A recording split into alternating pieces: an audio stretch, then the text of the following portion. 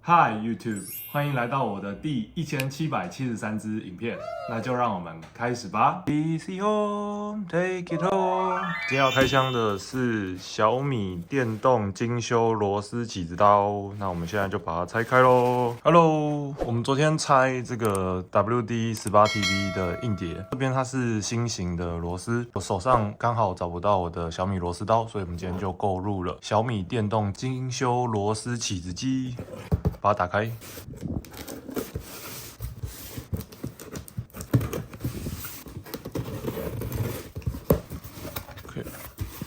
好，长得就是这样子，上面是小米的 logo， 小米电动精修螺丝起子机，它就跟小米螺丝刀是一样的，只是这边这个部分它变成是用电动的方式来处理。那这个价格大概是745块，小米电动螺丝刀的价格大概是400多块，所以差别大概就是300块。可是你得到就是一个有电池、有马达，可以用电动的方式来拆东西。那今天就来试试看电动的有没有比较好用。这个包装。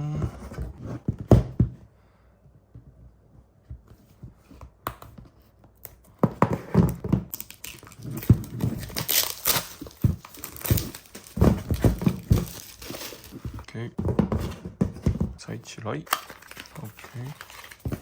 这边附了一个 Type A 到 Type C 的充电器。Type C 这边是 Type A， 把它拿出来。这边还有一本蛮厚的说明书。好，这就是螺丝刀的本体，外面这个塑胶套是可以回收的。这些东西我们应该都不需要留着，丢掉。它这个铝壳是比较大的，这边它还有用纸来做包装，来跟你做一些说明，比如说要怎么开啊等等之类的说明，这应该都可以把它拆掉。好，这样子压一下就把它关起来。那么很简单，我们再压一下就可以把它拿出来打开。当当。好的，我们先来看一下这个小米的电动螺丝起子机。那我们今天主要用到应该就会是6角的这一个。先来看一下它的主结构，这样把它拿起来，它有 left 跟 right， 就是左旋跟右旋。一开始呢，我们这样按，它是无法旋转的。这边有它的档位，这边是1档，这边是2档，这样转一下就可以。那我们看一下2档，我们仔细的听一下它的声音，还有这边转的这个声音，用1档就可以。那我们现在就来看一下，说我们要把这个 Western Digital 这个把它拆下来。那确保这个硬碟的安全，我们现在是这样子来拆它会比较好。那这边就是它的至正垫。OK， 先看一下，我猜我们这个螺丝刀应该是这一个，看一下，对，没错。好，我们就把这边把它装下去，磁吸起来。好，那我们现在就开始来拆它咯。错边，再按左旋。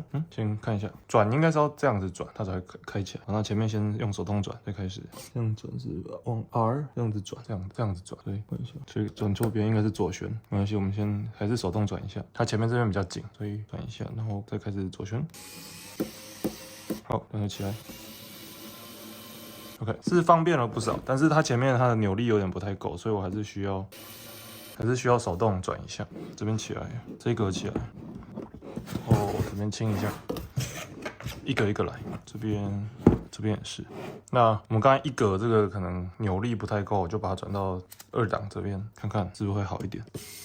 有，它扭力强很多，然后我们就继续按着。好，这就起来。OK， 那我们至正垫这边。这2个都起来，好，这边要小心扶着。